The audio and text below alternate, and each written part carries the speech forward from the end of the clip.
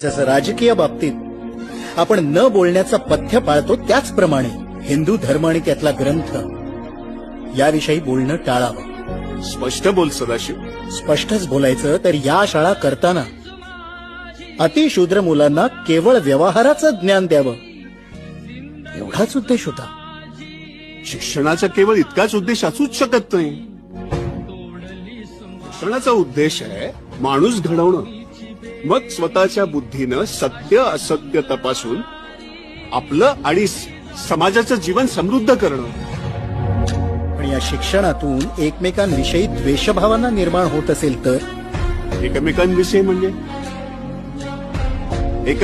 म्हणजे स्वतःला श्रेष्ठ समजणाऱ्या ब्राह्मणांविषयीच ना.